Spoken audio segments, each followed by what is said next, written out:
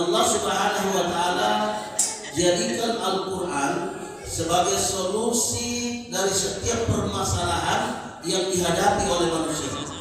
Saya ulangi, Allah Subhanahu wa taala jadikan Al-Qur'an solusi atau pemecahan dari setiap masalah yang dihadapi oleh manusia.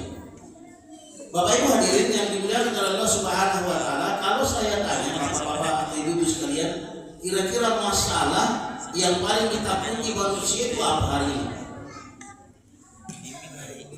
Pak Haji Maruf, kira-kira apa yang paling kita takuti hari ini?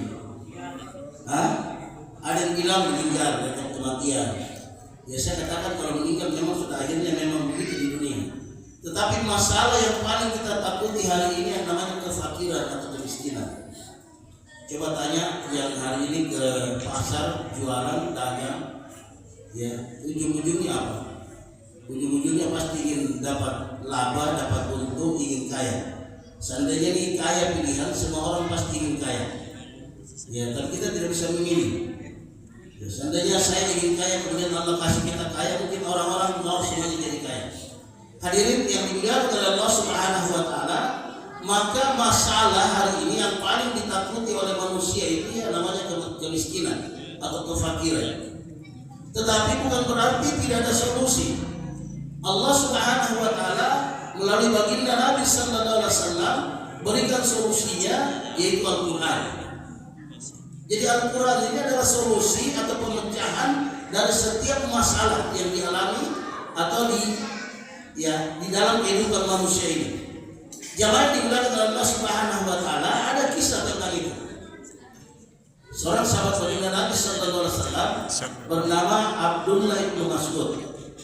Suatu ketika beliau dalam keadaan sakit yang amat parah yang kemudian menyebabkan beliau meninggal.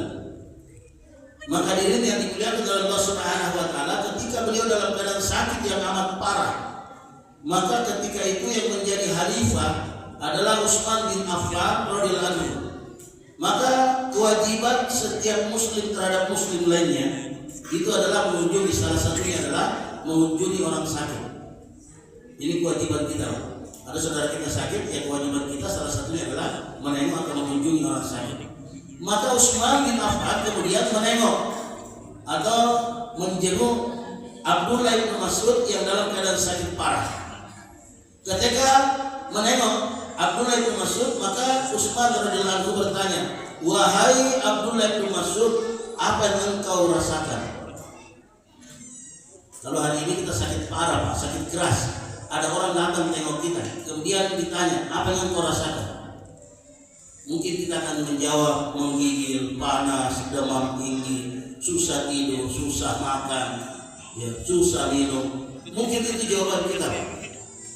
Tetapi hadirin yang dimuliakan oleh Allah Subhanahu wa taala, ketika ditanya Abdullah bin Mas'ud oleh sahabat Utsman, "Apa yang engkau rasakan?" Maka dia katakan dosa-dosa. Yang namanya sakit itu adalah ujian dari Allah Subhanahu wa taala untuk menggugurkan dosa-dosa.